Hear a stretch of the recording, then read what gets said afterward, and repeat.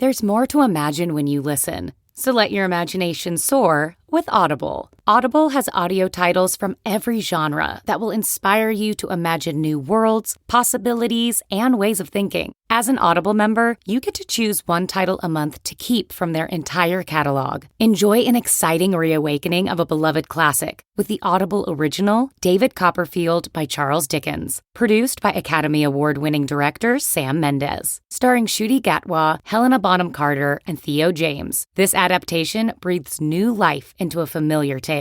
New members can try Audible free for 30 days. Visit audible.com/imagine or text IMAGINE to 500-500. That's audible.com/imagine or text IMAGINE to 500-500. Are you struggling to close deals?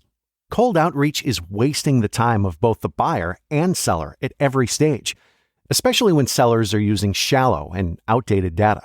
Your organization can overcome these challenges with technology that translates comprehensive, high-quality buyer data into real-time insights. These deeper insights empower sales reps and teams to adopt the habits of top performers, which leads to better outcomes, like more pipeline, higher win rates, and larger deals. We call this deep sales. And we've built the first deep sales platform with the next generation of LinkedIn Sales Navigator. Right now, you can try LinkedIn Sales Navigator and get a 60-day free trial at linkedin.com/trial. That's linkedin.com/trial for a 60-day free trial. Let LinkedIn Sales Navigator help you sell like a superstar today. Just go to linkedin.com/trial and get started. Welcome to How to Survive, the show that teaches you how to survive the stuff that can kill you. Like shingles or grenades or DIY parachutes. And the stuff that just makes you wish you were dead. Like P.F. Chang's sauce, post-show crash, Oof. and unfortunate birthdays. Yes, and you know what won't kill you? Our theme song? It won't make you dead. Yay! Ground is shaking under our feet, mountains on fire, flooding in the street. Can't breathe the air, can't fight the feeling. Goblin down, Xanax ain't the way to be dealing. Gotta do better than just getting high. We gotta stick together if we're gonna survive. Ooh, how to survive. Ooh, how to survive. We're back. We're in studio. Oh my God. I missed the audience already. I know, the live audience. We're coming off the high of our live show. Post-show glow. So much fun. Man, people laughing. What's that like? Clapping. That felt good. The exciting thing, of course, is that the video will be of the show, of Yes. the live show, is available for Patreon patrons of Patreon. Patrons of Patreon. And will soon be available, hopefully actually by the time this drops, For everyone. for purchase Yes. for everyone else The low, low price. of $5. Yeah. $5. You can't even get a coffee for $5. No, actually you cannot. Where can you get that? Maybe is it called Dunkin' McDonald's. now? Yeah, Duncan. Yeah. But I bet the one Ben Affleck gets is more. You think he gets something special fancy? What do you guys think? Or do you Is think they he- just charge more from, because they're like, let this guy. That guy can afford it. Do you think he gets a large black coffee? Mm-hmm. Is he that kind of guy? Or do you think he gets like a latte?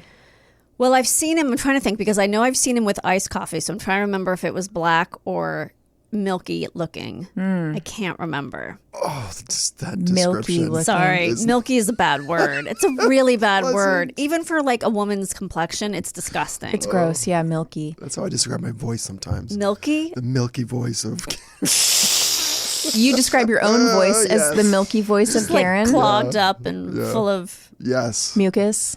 Seems like it, yeah. Well, speaking... Sorry. Oh, no. I was just going to say one time, this was maybe 15 years ago, so let's keep that in mind. I was very close to Ben Affleck. Okay. As close as you and I are. Wow.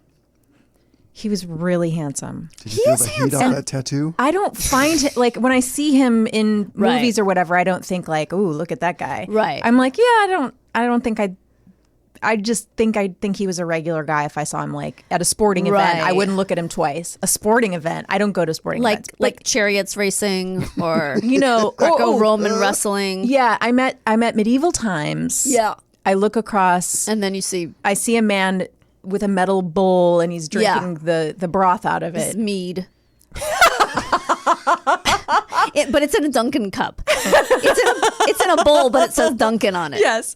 I would not think twice. I would not look twice. Right. But he's one of those. Yeah, He's one of no, those kind of celebrities. I could see that. Like many of them where you go, Now I get it. You're Right. more stunning. Right. You're actually stunning in person. I get that because he's sort of like frat guy. Like, Yeah. Like, okay, he's handsome, but I can understand in In person. person, You'd be like, whoa. You go, holy cow, you Yes.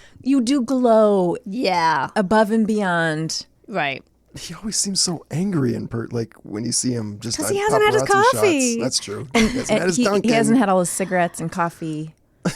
Well, they photograph him constantly, so it's That's- like yeah. you're gonna get They some. they also want to get those pictures now of Yeah. him, right? Like I If you think just saw me resting, you'd think I was angry. Oh, people in my house every 5 seconds are like, "What's wrong?" And I'm Same. like, "This is just what my face looks like, guys. Why aren't you used to it yet?" yeah, I know. Same. What's wrong, Mom? Nothing. my face is My face isn't a permanent scowl. it's I don't settled know what to tell you. like this. It's settled. It's gonna get worse. Yeah. this I is the told you best it's guys, ever gonna look. That's what I get at when I go to parties. Are you okay? Just enjoying the party. This is me enjoying things. Yes. Oh my God. Well, anyway, speaking of Garen and his milky voice, I felt sort of bad that we didn't include you more in the live show. I know. It was Don't sort even. of, I felt like you should have been more a part of it. And It was incredible. It All was, right. Next for show, me, it was perfect. We're gonna have a It bigger was- stage. Yeah. Well, or we'll just include him. We just there were a lot of parts moving that yes. it was our first time and Yeah. and we were like trying to keep to a schedule and all that sort of thing. But next time we'll it never even crossed my Okay. mind. Now it will. It was just pride, and I was proud to see you guys doing that and doing something Aw, else. that's so It was- sweet. Thank it was you. Very cool. But the people clamor for Squirrel. So Yes, They do. I think 75% of them are coming they for were Squirrel. probably there for And they're Squirrel. like, yeah, well, we got shortchanged on that. Yeah. I guess we'll just take a picture with these two yahoos. Just two broads. But we had people come from Arizona. Austin? Oh, I'm sorry. That's what I meant. Austin. We didn't Now have they're anyone not gonna coming from listen. Arizona. No, Austin. We had some come from Seattle, and we got to meet a lot of you guys, yeah. and that was really, really exciting for us. Beautiful, good-looking people. Yes. I'm happy about how beautiful our fans are. Yes, they're nothing if Not not an beautiful. ugly in the bunch. Nope. Ooh, Peggy Blaze was there. Who's Peggy Blaze? One of our listeners. Oh, okay. I think we really liked her name because it was like somebody Yeah. who would report on the. Oh yeah. She'd be in a helicopter, like Peggy Blaze coming in with the Yes. traffic. A man introduced himself to me, Matt. I'm going to forget his last name at this point. But I said, oh, that's such a cool last name. And he said, yeah, you've said that twice on the show. He didn't say it rudely, but like Yes. you've read his name before. And I say that every time. So Yeah, he was cool. You know who he reminded me of? He reminded me of Tyne Daly's brother. oh, Tim Daly. That's who I always refer to Tim Daly as, is Tyne Daly's brother. oh, okay. Of Wings fame. So we had a great show. Yeah, it was fun. It Super was fun. And next time it's going to be even better. Yeah.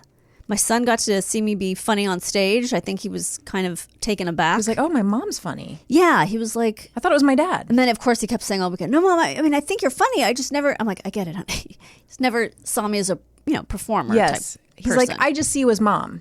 Right. That's no- okay. Right. He sees me as funny mom, but not, professional funny. Not to the world. He's like, you're funny to me, just me. Right. And your dad, My dad was there. he knows Yep. the difference between us now. Yeah, he figured it out. Well, I That's had to right. just color my hair so different from yours so that finally he could differentiate between the two of us. Yeah, he's not that far gone. It's just No, our I voices. didn't mean it in a way that he was far No, gone. I know. It's more of a dad joke. Yes, it is totally a dad joke. All right. Well, how was the rest of your weekend? Oh, well, do you want to hear about Sven and I's romantic outing? Yes. We went together to get our shingles. Yay! Oh, that's right. Flu shots. That was Wait, you did it at the same time? Yeah. That was maybe not the best planning. I would have spread out. I think it To was deal with children. I think it was because just Okay. we can get it out of the way and hunker down Okay. together. Here's something weird that happened when we were at the Rite Aid. Sorry, Rite Aid. I'm going to call you out. We were, you have to submit like you fill out a paper and then they ask for your insurance. Even though it's free, they still want to. I think it's free because you have insurance, or it's free anyway, but they still want to submit it through insurance. Maybe they get some kind of reimbursement. So Sven's goes through, everything's fine, and then she says, "There's a problem with yours." Uh-oh. And I'm like, "What's going on?" "The birthdays don't match." And I'm like, "What do you mean the birthdays don't match?" Like, what? She says, "It's different date." And I'm like, "Oh, well, I wouldn't lie about my birthday for a shingles vaccine. Like, what's the motivation?" Well, if you are under 50 and you really, really want a shingles vaccine. I really want it. I can't wait. It's the only time you're going to lie to be older. Yeah. And so she's like giving me this suspicious look. Like she doesn't believe me. And then she says like, "Oh, I need to see your insurance card." And then she says, "Why don't you call, you call them." So I'm on the phone with the insurance company. I have Wait, what is she saying? The date you gave is different? She won't tell me. Oh, Here's the thing that's weird. She also won't tell me specifically what's going on. Okay. So because she's suspicious of me. Got it. And I don't know why. Right. So I call insurance and I say, "Something is wrong with my birth date not matching in their system. I'm not sure." And she says, "Oh, yeah, everything's fine here. Everything matches." Yeah. And it looks like with our prescriptions at Rite Aid, it's all matching too. So Sven walks over and he says, "Yeah, they say it all matches and everything's fine." And she says, "Okay, let me talk to this woman." Right. So we put her on speakerphone because she can't like talk on Sven. It's like against the rules for her. So we put it on speaker. So we're standing there and she says, "Okay, yes, all right. Well, on this paper it says March 13, not March 12th." On what paper? And I'm like, "On what paper?" Because now I'm like standing there on the paper you filled out. Oh, so she thinks you're and I go 3. Your 2 looks like a 3. I go, let me see it. I go, "That I filled out?" "Yes." And I said, "It's just," and I realized this is something I filled out at home because I'd made an appointment. I go, "I just made a typo. I was doing it on my phone. I probably didn't have my readers on." Oh, okay. Which is Gotcha. funny because I'm old. And then she just gives me like this dagger look, like she's so mad at me for wasting so much time. And I'm like, "You're the one, we could have gotten this out of the way like in the very beginning if you just would have said your dates are off by one day." Right.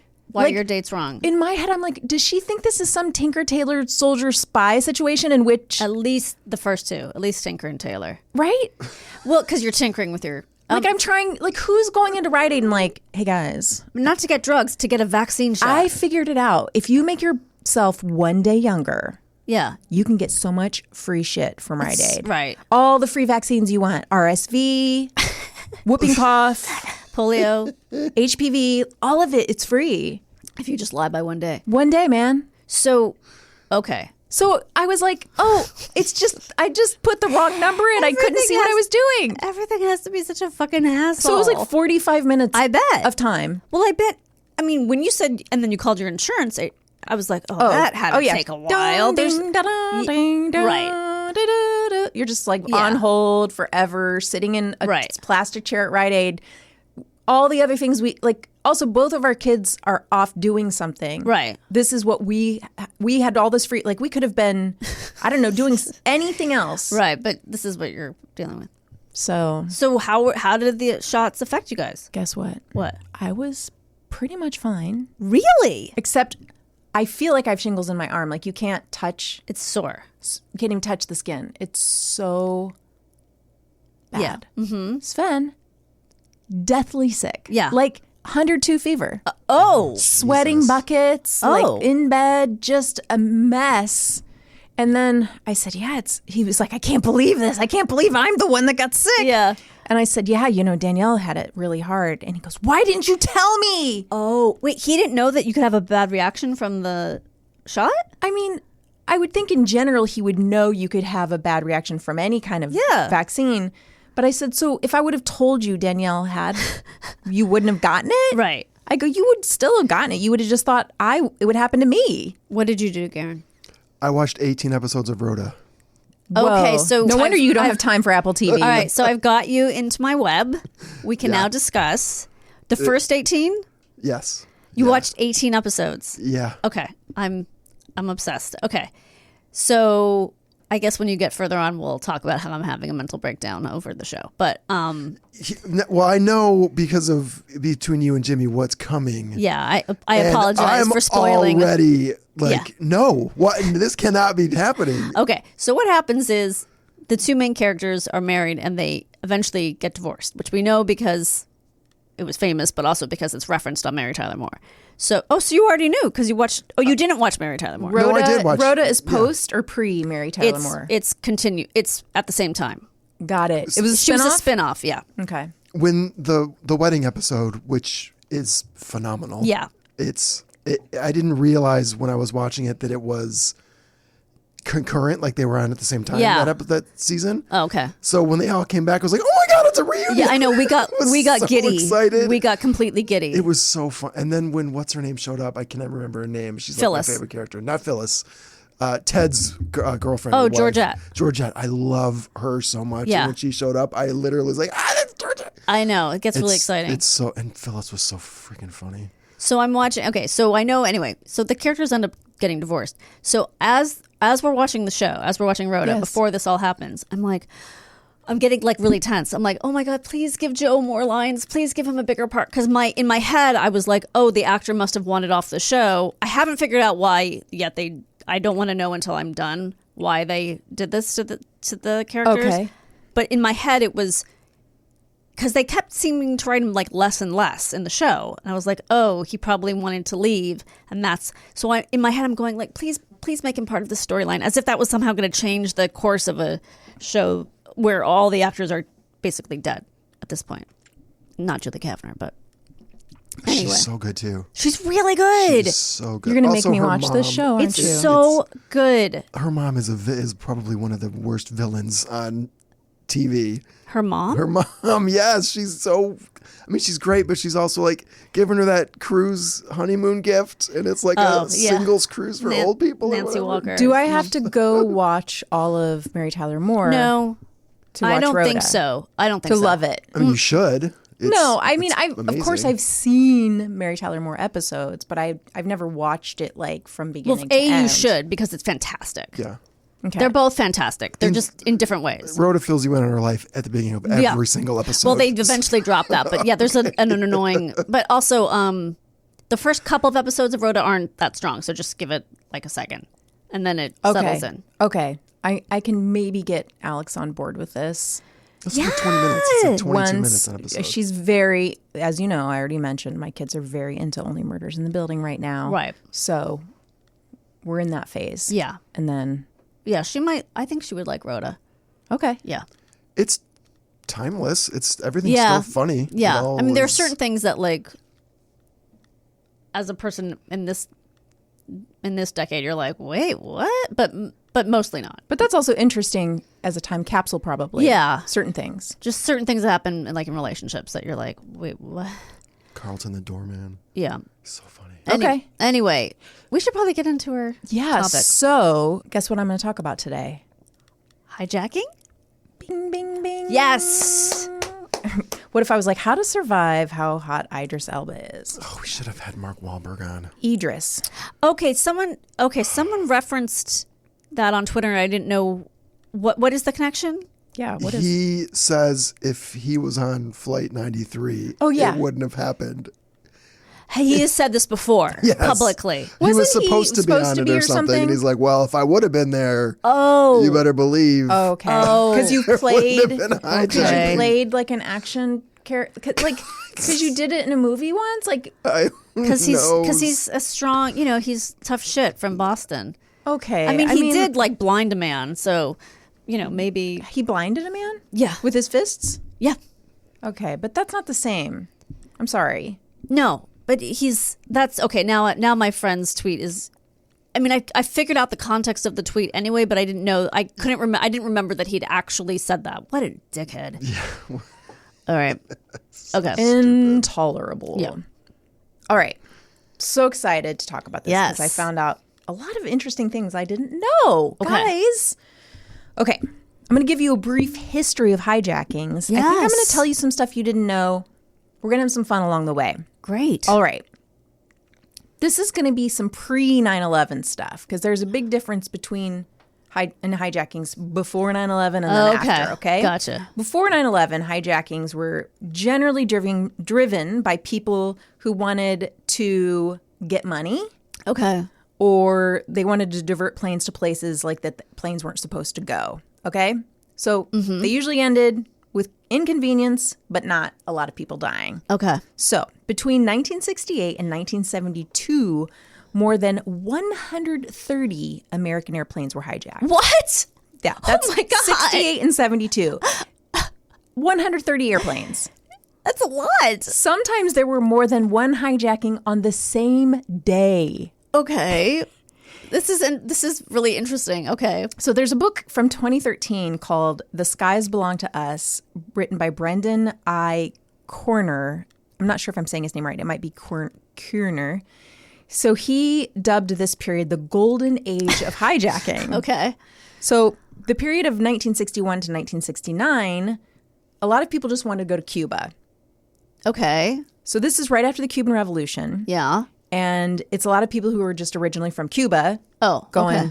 yeah, take me back to Cuba. Okay. And also people who were like, oh, Cuba, it's a socialist paradise. It's right off the coast of Florida. I heard about those cigars. Right. You know, I better hijack a plane. I want a mojito. How hard can it be? There's a really interesting article in Vox that I read about in which this author is having an interview with a Vox writer, and he's talking about how he sort of compares this time of this golden age of hijacking almost to like how mass shootings work today, in which, you know, somebody hijacks a plane, realize other people see it, realize, oh, look how much attention that person gets. Uh-huh. I could do that, but better Copycats. and get a bunch of attention too. Okay. And it was a way for people who felt disenfranchised, particularly after the Vietnam War. You know, people who are sort of feeling angry about the world, thinking there was going to be, you know, like the sexual revolution happened, Vietnam, but like the world didn't sort of turn out how they thought it would. Uh-huh. And going, this is a way I can unleash my frustration. So it's a really interesting article.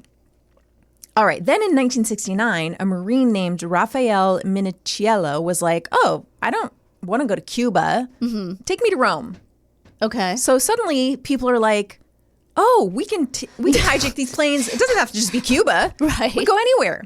So now hijackers are hijacking planes all over the world, and they're starting to ask for like exorbitant sums of money, gold bars. And the airline's policy is total compliance. Yeah. Because what they want, they're making a lot of money. It's, again, like this is a time when even if you sat in coach, you're getting steaks and champagne.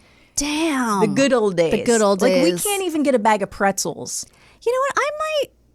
I might trade my hijack free guarantee for a free glass of champagne every once in a while. And yeah, you're going to go to Cuba maybe for a night. I mean, I kind of always wanted to go to Cuba. Why not? Now, maybe you're getting to this, but do they ever get away? Do any of these people, does it ever work? Yes. Oh, okay. It does. Okay. So the policy is total compliance. Just give them what they want. Got it. Because they don't want to, they actually don't want to put in security measures because it's going to slow down everyone at the airport. And they want to keep those, customers, because otherwise those customers are going to take the bus or drive. And they don't want to lose flyers. So they're like, we don't want to instill any security. So You're they're kidding. fighting putting in any security measures in place. Okay. So You think they might lose some customers because the planes keep getting hijacked. But since at this point, nobody's dying. Got it. So nobody feels any sense of danger, really. They're just like, they're not even worried. Like, people get hijacked and the people on the plane are like, I guess we're going to Cuba. Like, they're not, it's, again, nobody's getting killed. But they're doing it, I'm assuming, with a weapon. Yeah. Okay. Yeah, they're using a threat. They have a weapon. And you can just walk through an airport with a weapon because there's no security. Amazing. You can take anything. Right. So. Even suntan lotion. It's a better you time. You can take a full 20-ounce bottle of suntan lotion. You're taking the big jug of Supergoop, and you paid full price for it. Yeah. It wasn't until 1972, and this is not Southwest. Blah, blah, blah. It wasn't until 1972, Southern Airlines Flight 49. This was a commuter airplane. Guys, I cannot. Guys. Blah, blah, blah. This was a commuter airplane in which 3 men threatened to crash into the atomic reactor. Holy shit. Yeah, at Oak Ridge National Laboratory in Tennessee, that they were like, maybe we should start actually taking some measures for security. Okay. So then in early 1973, the FAA instituted universal physical screening of passengers, and everyone had to pass through metal detectors and have their bags searched. You say 1973? 1973. Okay. It's still like way less than we have. I mean, sure. It's still pretty chill. Right. Because there's still going to be some hijackings, okay? Since the terrorist attacks of September 2001, hijackings are pretty rare because of they reinforce the cockpit doors now. And they have, you've been through an airport. You know what the security's right. like. Shoes. It makes traveling pretty hellish for all of us, yeah. but hopefully keeps the planes safe. Yeah. There have been about 50 hijackings since 9/11. Seriously? According to the Aviation Safety Network, but none of them were in the U.S. So 50 total since 2001. What are the odds of your plane getting hijacked? Good question. All right. Well, I'm going to answer it for you. All right. Okay. It looks like it's about 10,408,009. No, that's 10 billion? 10,408,947,000 to 1. Okay. So not very good. No. So then why can't I bring a whole goddamn sunblock on? I guess for that reason, because they don't want it to go up Right. one. I'm helping. You are helping. I'm helping. I do think some of it is silly. The shoe thing is for sure silly. Yes. Well, maybe the shoe thing isn't silly, but the liquid thing seems a little silly. I guess unless they think you're going to be able to keep you're going to take out the sunblock and put in poison. Well, yeah, but can't you do that in something less than 3 ounces? But how much damage can you do in 3 ounces? I mean, I would think a lot. But the shoe thing was a direct result of that shoe bomber That guy. one So guy, I get that. But what was the liquid thing in direct result from? Do we know? I don't. Okay. My guess was just what I just said. Right. That's my best guess. Okay. That you would put some kind of chemical agent. Right. Okay. And they figure, you can't put that much of a chemical agent under 3 ounces. I mean, look, better to deal with this than be hijacked. So Yeah. I mean, this is the price we pay for fucking terrorists. Right. All right. So, Danielle, yeah. you're 36,000 feet up in the air. Okay. You're watching 17 again. The I'm Zac watching Efron. I am? Yeah. Who's the dad in that one? Is it Matthew Perry? It's Matthew Perry, yeah. It is? Yeah. Is this one of those father-son swap? Yes. Like the Judge Reinhold? Yes. Yes. That's what you're watching. Fred Savage? Yeah. It's like one of those? But it's Zac Efron, Matthew Perry. You're in it for Zac Efron. He has charisma to spare. Okay. So did Matthew Perry until a certain point. Then he Yeah. ran out. I don't know if he does in this or not. I only remember Zac Efron. Okay. I'm watching 17 again. You're like, I know I'm not supposed to be attracted to Zac Efron. Sure. But I can't But he help is it. over 18. He's over 18. It's legal. Right. The man across the aisle from you, who earlier was clipping his toenails, is now screaming. Okay. 2 armed men have taken control of the plane. You want to scream like the baby man. But it's crucial to... Remain calm. Yes! Should you fight back or lay low? What are the chances of your plane getting hijacked? We already know that. Sorry, I'm saying it again. Well, pretty good for these guys. All right. If we know it's 10 billion something or other, but if this scenario is happening to you, Danielle, Yeah. I'm going to give you these tips Okay. to survive. And you too, Garen. Maybe you're the baby man screaming. Probably. Yeah. No, Mark Chances are- Wahlberg. You're Mark Wahlberg. Yeah, that plane ain't getting hijacked with me on board. Because you would just cry and scream so much they'd Yeah, be they like, would be like, okay, "Forget it, enough. forget Jesus it. Christ. You're a grown man. Shut up. We couldn't handle that guy's crying, so we just landed the plane. Step 1, don't be a hero. Yeah, Mark. The whole situation is stressful, not only for you, but for the hijackers too. You know what? I actually do. I don't know if specifically hijackers or 9/11, but I always do think like, God, doesn't it just make you so nervous to have to do something so risky? Like, is it not your stomach and knots? Yeah, like couldn't you find some other thing that seemed less like stressful than this? Yes, right, exactly. You couldn't take out a loan? Or, yeah, right, exactly. They probably couldn't take out a loan. No. But like, it seems like there's so many other options. There's also other ways to gyp people out of money that doesn't require you being, I'm always impressed with the like, when people pull off some kind of heist type thing, I'm like, it does take a lot of planning and skill. You have to have some level of intelligence. I mean, unless you do it in a really stupid way. But usually it's like there's so much planning and organization and multiple steps. And I'm like, if you have this much savvy, it feels like you could do this in a more productive, in a legal manner to actually make your life work. They have to delegate, right? Because they have to hire the van guy. Yes. The guy who knows how to break into security systems. Yes. He's quirky. You need to hire the woman who's tough as nails. Are you basing this off of like Ocean's 11 right now? Like every single movie that's ever been. Yeah. Got to find a guy to put it all into a montage. Yeah. Oh, you need a good editor. Good editor, right. Music guy. And you need also like, you got to lease this van, so you got to have somebody who like has legal. Yeah. It doesn't have a crime record. They're going to run a background check. Right. It's a lot of stuff. It's a lot of moving parts. It sounds like a lot of nonsense. It feels like, honestly, I'm not even smart enough to do all that, and I have a degree, a couple of them, and so who is this mastermind? Why can't he just work on Wall Street? Why can't he just live a straight life? Right. You guys are really, really getting it right now. All right. Try to calm other passengers. Listen carefully to any instructions the hijackers or the flight attendants are giving. Prepare mentally for being in a living nightmare. Done. I'm doing that all the time. I mean, it's kind of like you're going home for family Thanksgiving. Right. You got to prepare yourself ahead of time. Yeah. Try to focus on what you'll do or who you'll see when the hijacking is over. Oh, that's nice. Imagine all the cute shirts you're going to buy at Anthropology. Imagine the chocolate tort you're going to give yourself. Yes. Right? The whole thing, too. The whole thing. You're not just going to eat like a piece and then throw the rest out. No, I'm going to be like, hi, I was just hijacked. Yeah. I'm going to eat the whole chocolate tort. I'm eating it all. I'm not sharing it with anyone. If you're thinking about fighting back, maybe go take a hard look at yourself in the bathroom mirror.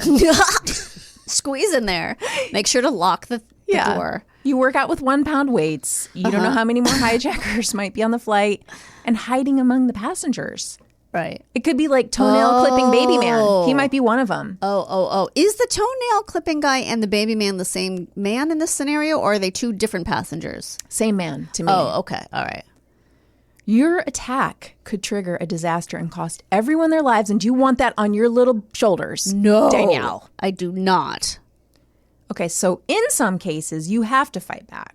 So stick around for step 5. That's right, 5 steps. Okay. Step 2, be invisible. All right, this is probably easy for all of us. Yeah, I like this idea. I became invisible when I was about 38, I think. Oh, 40, right. 40. Yeah. I think I started early. I was like a savant at being invisible. I mean, it definitely, I think all women become invisible when they're 40. Yeah. But mine was easier because I was also carrying 8-month-old twins around at 40. So it was like a super just a cloak. blur. It was like, there's this one, I don't like to reference any Woody Allen movie usually, but like there's one where Robin Williams finds himself becoming invisible. It's like a series of vignettes. It's a movie that has a series of vignettes. Scenes from New York? Maybe. Like because I think is he married to Julie Kavner? And anyway, it doesn't matter. But like he becomes invisible. And I was like, I get that. Okay. So you're going to be quiet and try to blend in with the rest of the passengers. Okay. Don't look at your captors. And don't try to make any comments unless it's to calm and reassure your family or someone close to you. Keep your head and eyes down. Don't speak unless spoken to, and be docile. Okay. All right? Again. Like a kitty cat. Yeah. Oh, a quiet kitty cat. Just get in some Z's. Curl up in a ball on your seat. Yeah. And just, take a nappers. Take a little nappers. Don't make the hijackers take you as a hostage. Oh, yeah. Don't give them any reason.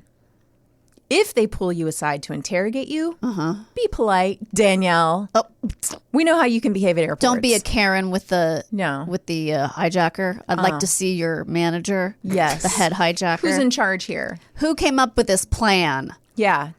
Doesn't seem very well thought I out. can for sure see people doing that though. 100%. Oh, absolutely. Yeah. Keep your answers short and don't talk about politics. Who are you guys going to vote for? Minimize the importance of your job. That'll be easy. No embellishment required. Nope. And give minor, ordinary details of your trip. If they accuse you of something, deny it calmly and respectfully. Okay. I don't know, what would they accuse you of? Being Jewish. I mean, right off the bat, that's one, I'm guessing. Yeah. So just deny it. Yeah. Deny. Being a, capitalist pig, something like that. Oh, yeah. Being American. Being American. Yeah. Well, it's a good thing we're all masters of accents. Yeah. So we can Oh. do whatever Sure. we want. That's right. Sure. Step 3, call for help. If you get the chance. But do it in an accent. Hello. Help.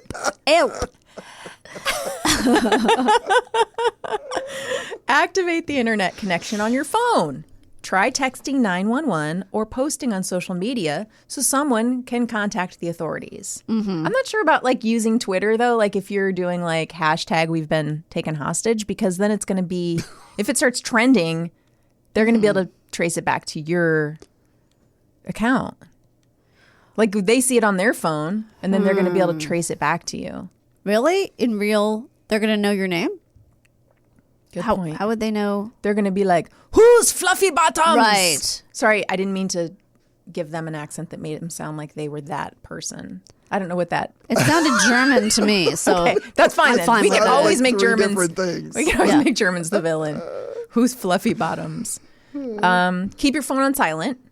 Make sure nobody's watching you. Okay. Not even other passengers. Remember, they can be working Blend. with hijackers. Right. Okay. All right, step 4, observe and analyze. Take mental notes about the hijackers, including their height, their body type. Are they pear-shaped, apple-bottomed, Sure. hourglass? Are they swole?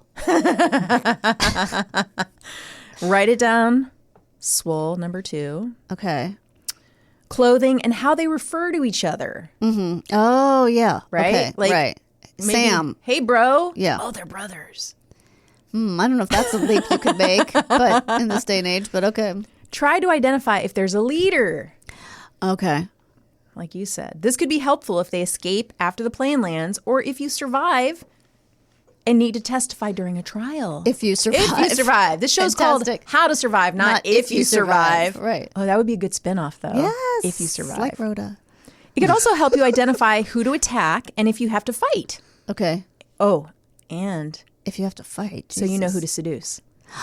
Right? Does it really say that? No. Oh, I'm you're adding that. I'm Okay. adding that because if you know That who adds the a little leader intrigue. is, Sure. you might be like, Are they into 50-year-old unemployed women?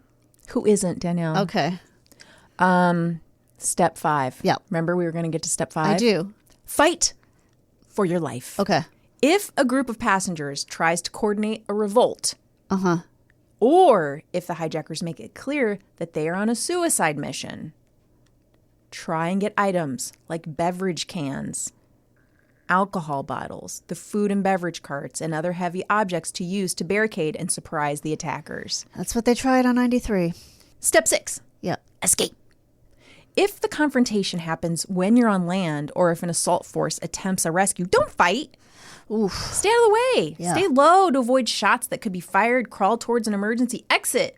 Try to use the inflatable slides, since jumping out of the plane could be dangerous. It's a fun end to like a really stressful situation. You it's- get to go on a ride. How fun, right? It's Knowing like- me, I'd be like nauseated going down. I'd that would be the like, worst part. Shit. Everything was fine until I had to go down that slide. Exactly. Then I got really nauseous. Oh, here's an important thing. When you run, or when, once you're out of the plane, run with your hands up so the Yes. authorities don't think you're a hijacker. Right. And okay? remember from a very, very, very early episode of ours, this is why you wear sensible shoes. Don't go on an yes. airplane. Don't be wearing your dumb flip-flops. Or your high-heeled flip-flops. Yes, don't wear high heels on the plane. Yeah. You want those thick rubber bottom, sensible, dorky shoes, Right. which are all, guess what, in style. Yeah. Hoka's, Yeah. tennis shoes. Right. I mean, they're the most stylish shoes, and they're so practical. Yeah. The chances of your flight being hijacked are really low, you guys. I know it. But it's still possible, so remember not to panic. Okay. Or as we like to say, remain calm. Mm-hmm. And don't try to be a hero, all right? Okay. Did we learn some stuff? Yes. Do we want to hear about a crazy story? Yes. Oh my gosh, you guys. I read a bunch of different stories, but I wanted to find you the best. Great. Obviously, I'm not going to do September 11th because we know that and it's too sad. Is this an uplifting hijacking story? It's Or relatively speaking? It's crazy. Okay. Okay. On May 25th, 2000, PAL Flight 812 departed the Francisco Bangoy Airport in Davao, which is in the Philippines, at 2 p.m., heading toward the Centennial Airport in Manila. It was carrying 278 passengers, 3 pilots, 9 flight attendants, and 2 cabin crew trainers. One of these passengers, seated in 28G, was named Augusto Lacandula. Okay. An hour and 15 minutes into the flight, as the plane was preparing to land at the Ninoy Aquino International Airport, Lacandula donned on a blue ski mask and swimming goggles, took a handgun and a grenade, and pointed the gun at flight attendant Margaret Bueno's head and announced that this was a holdup. Oof. Lacandula took Bueno with him as he pushed his way to the cockpit to issue orders to the pilots. He fired a shot into the bulkhead. Wait, whoa. That doesn't Yes. seem wise. He is not wise. To force the pilots to let him into the flight deck. In the cockpit, he was waving around his handgun in his right hand while the other hand clutched a grenade without its safety pin. Holy shit. In the meantime, at the rear of the aircraft, Francis Cabell was told of the situation. The senior flight attendant instructed the cabin crew members to remain calm. I think he listens to our show. Yeah. While he made his way to the cockpit, the hijacker locked eyes with Cabell, poked the gun at Cabell's forehead, telling him, Mamate Teang Lahat, which I had to Google Translate because weirdly, It doesn't say? It's an Esquire piece that doesn't translate any of the Filipino. That's really weird. We all die. Oh. Yeah, maybe that's why it's too scary. Lacandula had said that his wife had an affair with a Davao policeman. Another eyewitness said that Lacandula had said, I'm just going to read the translation and not all the Filipino because it's going to slow things down. I did this for the stupid policeman in Davao. Okay. According to Cabell's account, the hijacker said he was doing it for money. Cabell, guessing that the masked man was from Cebu, ventured a conversation in Cebuano saying, You're my brother. Don't let anything bad happen to our flight. Don't hurt anyone. Tell me your problem and I will help you. Cabell says that Lacandula said he needed money, and so Cabell had taken out the cash from his wallet, gave it to Lacandula. He went on the PA system to ask the flight attendants to collect voluntary donations. I love it. Voluntary donations from the other passengers, deliberately avoiding the words hijacking or robbery in order to prevent panic. Okay. Back in the cockpit, the hijacker was demanding that the pilots turn the plane around to go back to Davao. So, I'm sorry, it hadn't landed at this point. No. You said it was close to landing? It was close to landing. So they're like, we can't, the plane doesn't have enough fuel to make it all the way back. So he's like, gets his backpack from his seat. Oh, and P.S., he reeks of liquor. Oh. So he says, okay, take me to Samar. The pilots steer away from Manila and they tell him, okay, we're in Samar. They're not, but that's what they tell him. He's like, He doesn't know. He's not a navigator.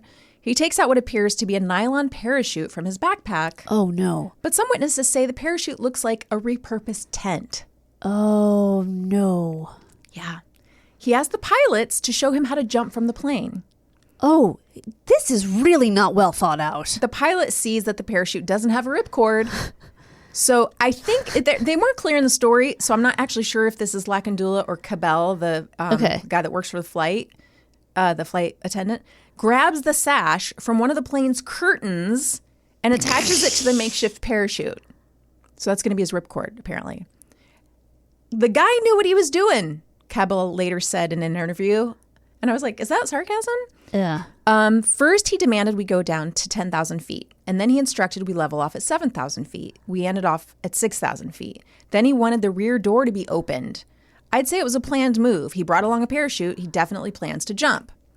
Lakandula asks for the rear door to be opened, but doesn't realize that opening a door while in flight would cause rapid depressurization inside the plane, blowing out everything near the opening. Okay. When one of the pilots dared voice an objection, Lakandula supposedly said, "Open the door or I'll blow this stewardess's head off. My family is gone. I will take revenge. I need money." All right, I think that's rude. Kabul volunteered to take the hijacker to the rear, and Lakandula walked with the steward with a grenade pressed to Kabul's neck. Jesus. And the handgun jammed up to his ribs. Passengers were instructed to look down. When they got to the back, Kabul opened the door. He's being tossed around, Kabul is, and he holds onto a harness for dear life so he doesn't get sucked out of the plane. Yeah. He says to the hijacker, "All right, come on, it's jump time.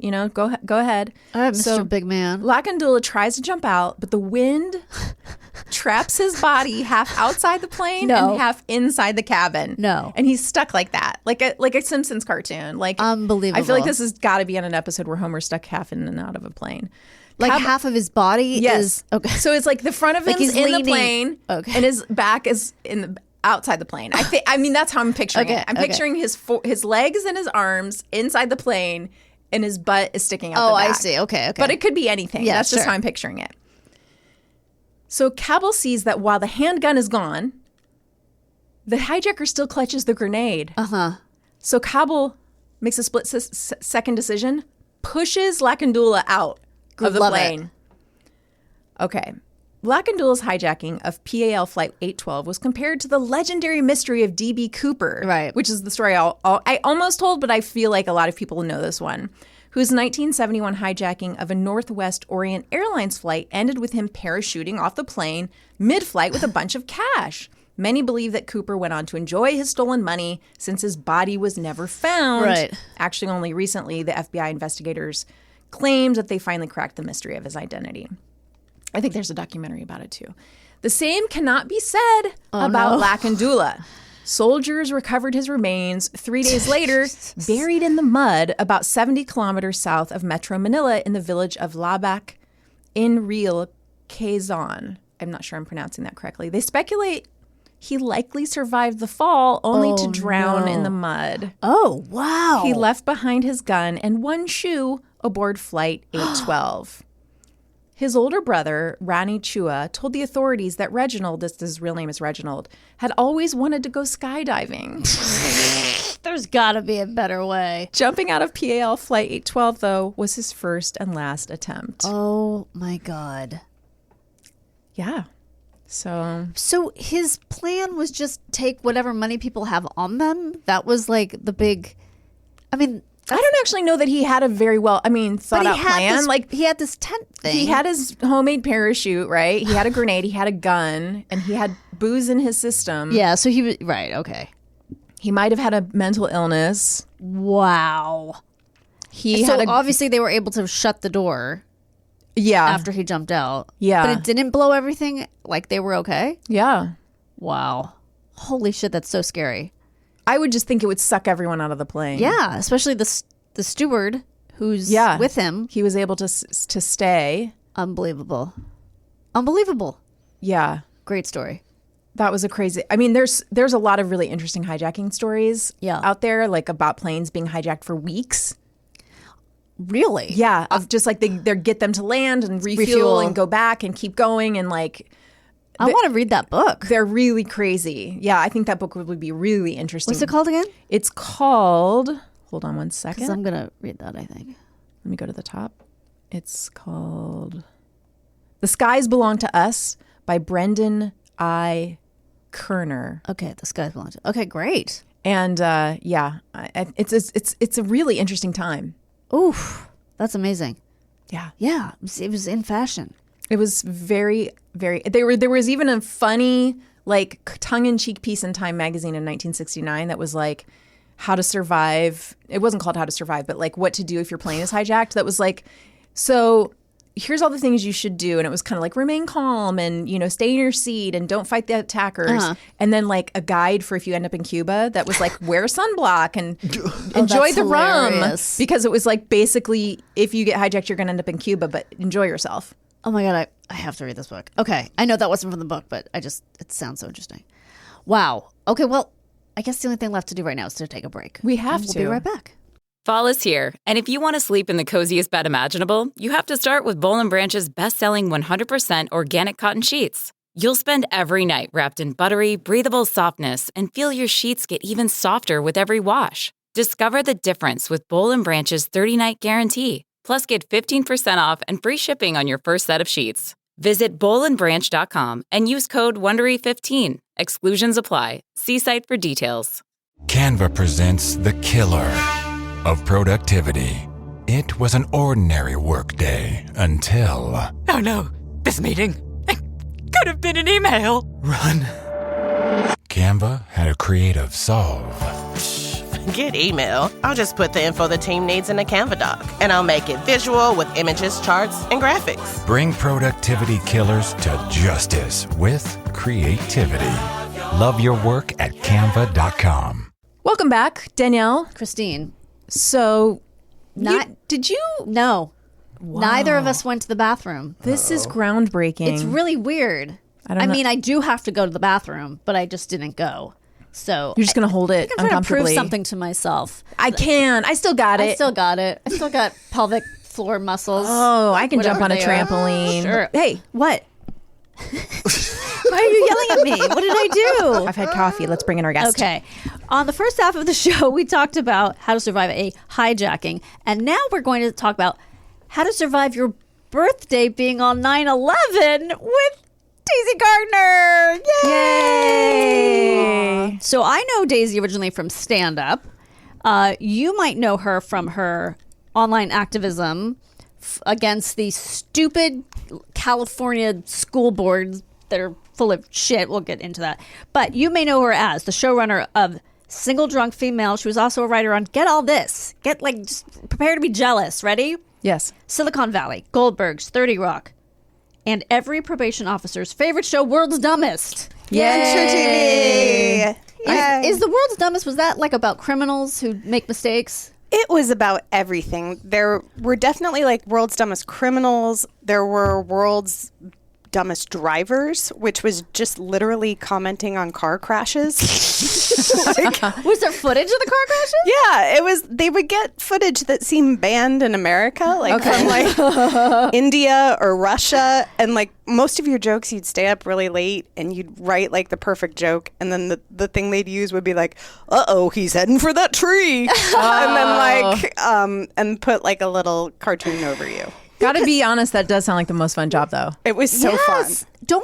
For some reason, don't a lot of cars in Russia have cameras that face out? Yes, they do, right? Maybe that's why all the footage was from Russia. Yeah, I don't know. Just a general car, you mean? Like, yeah, all cars just are having cameras on them? I just know I've seen a lot of these things you're talking about, and they're from Russia because they have a dash cam facing out. I don't know why. I have no idea why. Anything featuring alcohol, a terrible car crash, yes, or a giant brawl, right, came to us from Russia. Love it. And there was so much footage. They must have just had a dude over there, and that was his job, procuring that footage or causing it. Oh, maybe it was the Kremlin. Sergey. They're doing They're doing a lot of nonsense. What are you up to? That Elon Musk is involved in now. We take it. You know about all this, right? That Elon Musk, he made it so that the Ukrainians, like they use his, what is it called? Starlink. Which is, I guess, what, a communication online thing? He basically took over the war. Yeah, he like single-handedly was like, no, I'm not going to let Ukraine attack Russia on this particular thing. I'm going to like take down their comms, their communications, because he's pro-Putin. I don't know. Oh, that's not surprising. Yeah. You know what I got to stop doing? I got to stop reading less about his like baby mama drama with Grimes and then the other woman. And she's on social media saying, you know, she and I are all good. We talked and we both know. And I'm like, how does he have this many women? I don't know. Willing to have babies with him? I don't know. When he already has another woman that has like 10 kids with him, and those kids don't even want to talk to him. It's because he's so hot. Oh, you're right. Look at him. Yeah. This is like gossip that I can't reveal the source. Shit. Okay. But one of my favorite things is like one of Elon's friends revealed that Elon kind of was just poking around, just seeing like how close he was to his family. Like, could you be away from them for some time? And it just seemed like a whole test of like, will you abandon your family and go live on Mars with me? I just need someone to live on Mars with me. Wait, like that was the interpretation. He was trying to find a particular person? Yes, like one of his buddies just like kind of poking and being like, but I mean, you could be without them for a while. Oh my God. He wants to go live on Mars? Yeah. Don't you think he'd be more comfortable there? I think he would because he has so many kids and that's got to be such a pain in the ass being on Earth. I don't think he has a lot to do with them though, right? I mean, well, one of them doesn't talk to him at least. For sure. I know that one of the things that I was not surprised at all to hear was Grimes revealing that he was taking photos during her cesarean and sharing them with people. And she was like, I didn't understand why he was doing that. And I was really bothered by it. Like, that's in the new, you know, there's this new big giant book coming out about him from the guy who wrote the other book about the other guy. Steve Jobs. Thanks. I don't know names anymore. And I was like, yeah, that sounds very much like something he would do and then be like, why don't you want me to do that? I don't get it. I am a robot. Beep, My favorite thing, like I read an article or profile of him and Grimes a while back, and like he just said to Grimes, are you just like a character in my simulation? No. And I was like, buddy, you are a character in someone's simulation. Yes. Like you are not a real person. Like, that's amazing. Like, he said, is that supposed to be romantic for him to say that? I think it was just deep. Oh, yeah, I think you're right. I think it was deep. And then do you want to at all talk about the sort of online stuff? Oh, I could. Okay. A little bit. Just real quick. Yeah. Just real quick. I would just say there's kind of a crazy attempt in California, which is GOP funded, to AstroTurf school boards in literally every single district. So explain what astroturfing means. It means that all of a sudden you're showing up to a school board meeting and you're like, why is there a guy in a paramilitary uniform screaming at me that I'm a groomer? Right. Like, where did this person come from? And I'll tell you, they came from the Leadership Institute or Turning Point USA or all of the training organizations who are kind of like trying to find people to rile up locals and create a coalition, right? Who then attack the school boards, make a big stink over something. Trans kids are ruining the planet. Trans kids are ruining the planet. They're teaching CRT, whatever gains traction in that particular district. And then the goal is to flip the school boards, to put like the big extremists and evangelicals onto the board, so they do things like Chino Valley did, which Sonia Shaw, who is a card-carrying Moms for Liberty member, was able to get this policy passed at Chino Valley, which basically says if anyone is even thinking that they're trans, you know, for a week and says that to a school counselor, like, what if I'm trans? I don't know. Like, you have to call their parents right away. Right. And that's in Florida too. Isn't that the law in Florida right now? I don't know what the laws in Florida are. I know that they've passed multiple Xerox copies of these in California, and they're trying for more. Like tonight in Kern County, there's one. In Redondo Beach, there's one. They've passed it in Murrieta and Temecula. Orange County's passed it? And USD passed it last week. This is like what they were doing in Glendale recently, where it basically turned into a riot. Yeah. It's the same crew. It is SoCal Parent Advocates and Gays Against Groomers and Blexit. Gays Against Groomers? Yes, they're wild. Are they really gay, or are they just pretending that they're gay? I guess they're gay. A niche for they're just you're like, right. The Republicans will pay you so much money if you're willing to go, you know what, as a lady, I think it's fine to discriminate against ladies. Or like, speaking as a black person of Blacks for Trump, like you will get a fire hose of money poured at, like on your feet. So Gays Against Groomers are a group that is very against trans people in general. They got in trouble in Wisconsin for marching with neo-Nazis at a pride parade. Jesus Christ. Like they might not be great. God. Did they know they were marching with neo-Nazis? Yeah. Then after they walked it back a little, and it was like I guess that was a little too much. Like before, they were like, we're marching in a coalition that shares our values. Right. And you We literally didn't know they were neo-Nazis. We thought they were old school Nazis. Well, you know what? If there's anything Nazis love, it's a gay guy. They love them. They love them. Well, you should follow Daisy on Twitter, which is what I do. And that's how I learn about all this stuff, because she is really good on reporting. I mean, not reporting, but like posting about it from a personal perspective, but also like, here's articles. And then I read the articles. And so I get a little more educated. But let's touch on something lighter, which is 9/11. So your birthday is on September 11th. Which means it was yesterday. Happy birthday! Yeah, happy birthday. Did you do anything fun for your birthday? You know what? I've learned not to throw a party on 9/11. Right, I guess. They're never well attended. No. It's just somber affairs. I treated myself. I went to Nordstrom's. I used a gift card from Christmas. Nice. I had like a cupcake at Sprinkles. I had a lovely day. These sound like this sounds like all good stuff. Yeah. I approve of all of this. Yeah. So I guess get into your story however you like. Sure. First of all, I just want to say I just heard the 100th episode. Thank you. And, coming in after that, just plane to Tower 2. It is a podcast 9/11 after Andy Daly. I was like, oh, Christ. So I will say first and foremost, content warning 9/11. All right. Right. Yes. That has been said. Sure. On 9/11, 2001, I was with my friend Chip, who you know. Chip Pope. Chip Pope. Okay.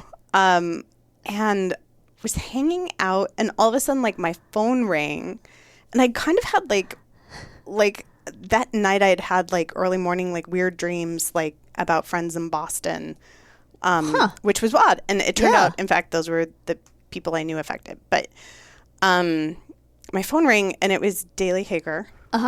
And she was like, "We're under attack." And I was like, "Oh no." Like, and you know, like, so that whole day, like, everything is awful. Yeah. Everything is terrible. You don't know what's happening. Like, at my job, my boss, Jonathan Frakes, and Lisa Olin, Riker from Star Trek.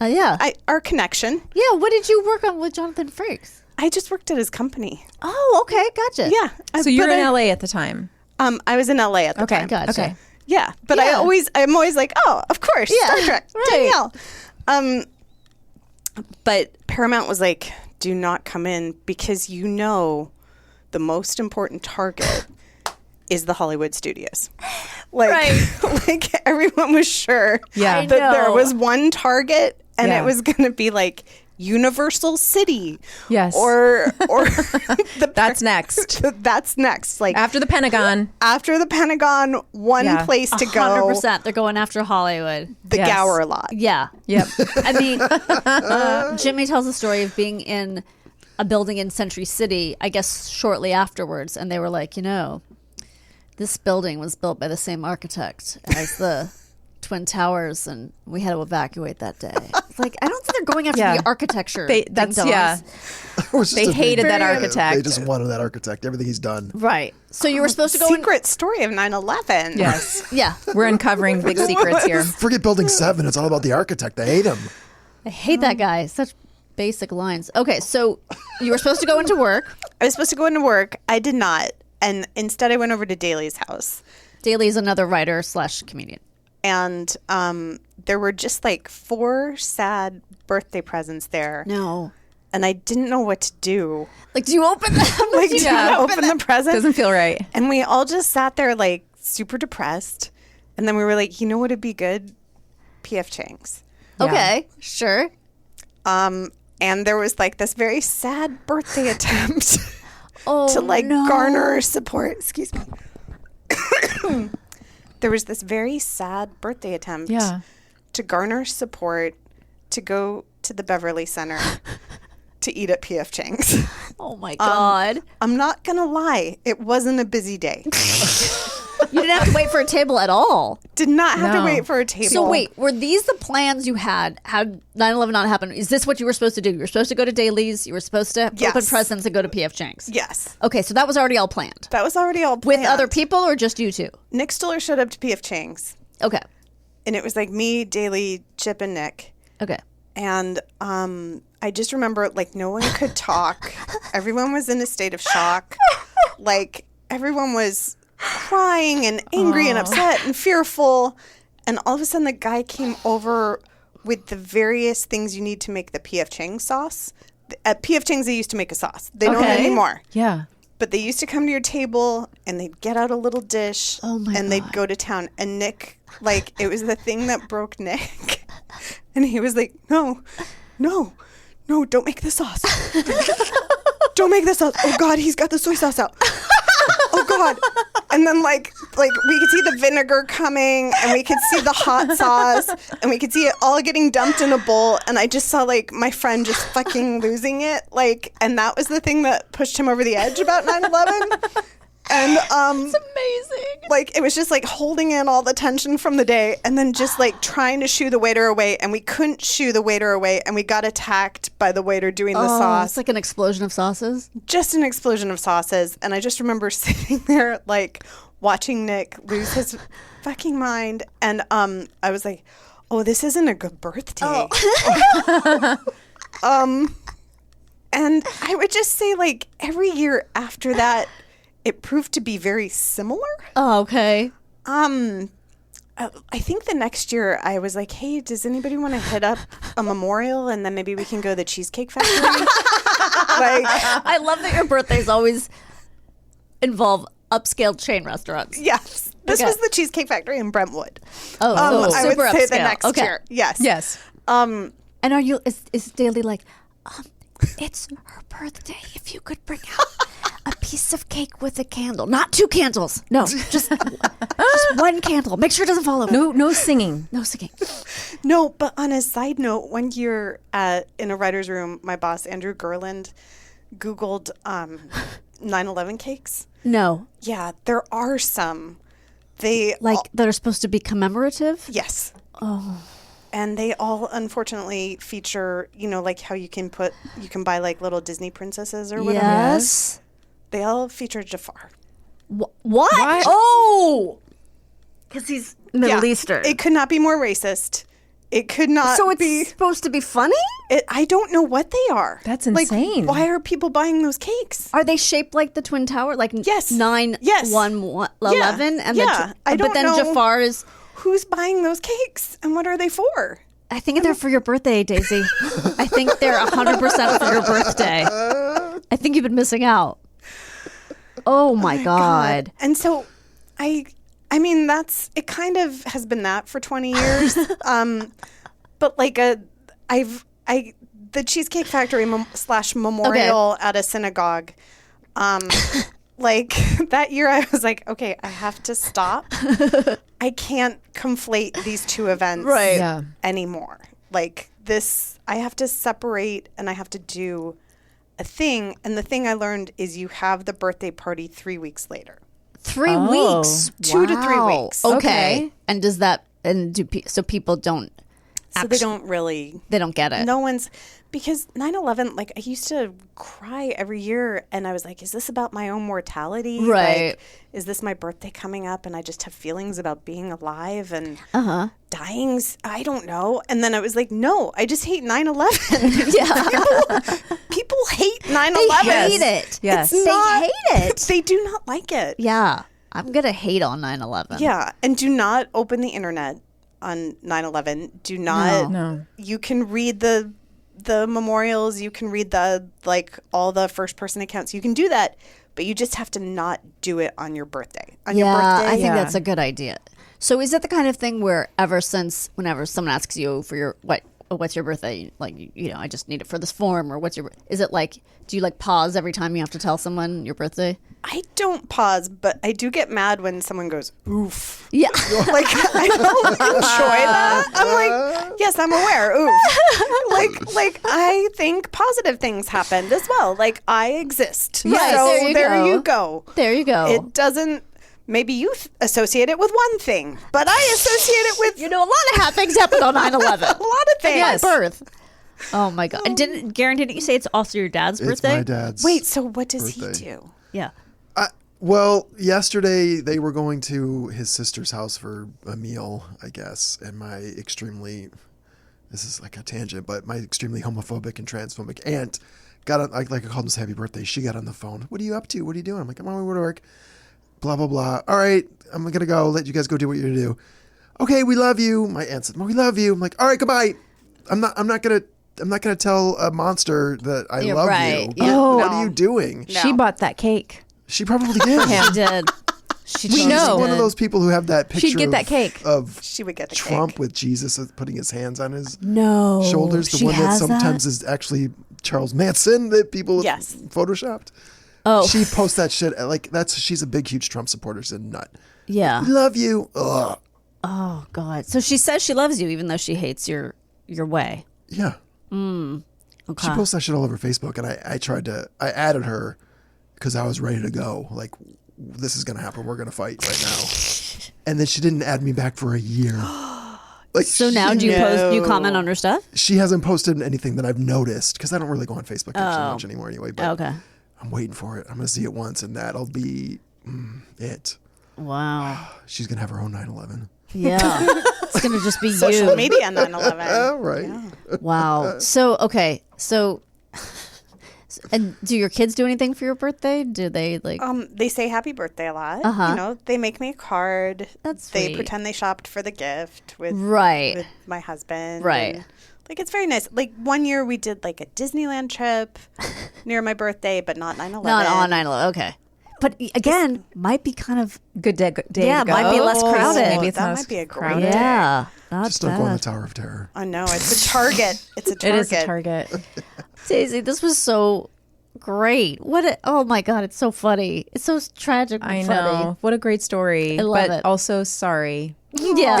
Also, so oof. nice to see you guys. You too. And congratulations on 101 episodes. Thank you Thank so you. much. We appreciate it. And we'll be right back with What Did We Learn Today? Want to teach your kids financial literacy, but not sure where to start?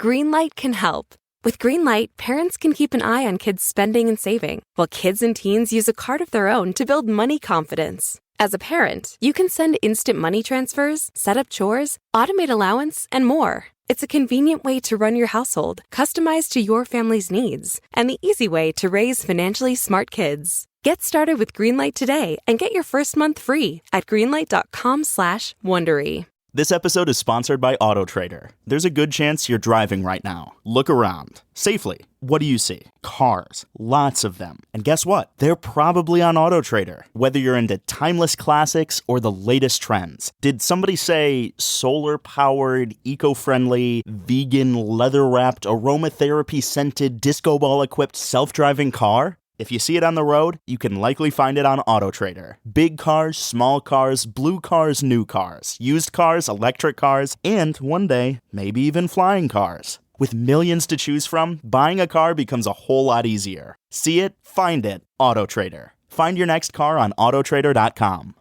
Kristine. Yes. Are you ready to learn what we learned today? I can't wait. Ben Affleck is extra attractive at homoerotic ancient-style sporting events.